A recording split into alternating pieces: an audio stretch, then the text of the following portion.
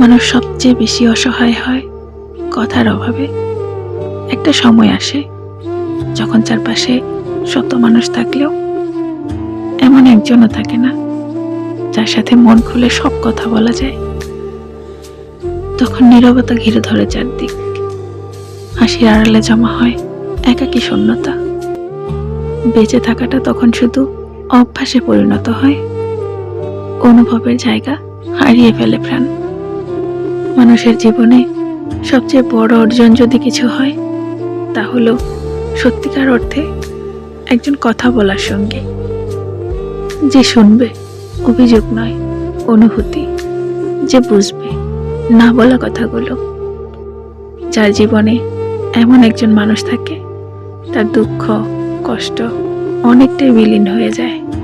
কারণ কথা বলার সঙ্গী থাকা মানে জীবনের অর্ধেকটা ভার বিলীন হয়ে যাওয়া।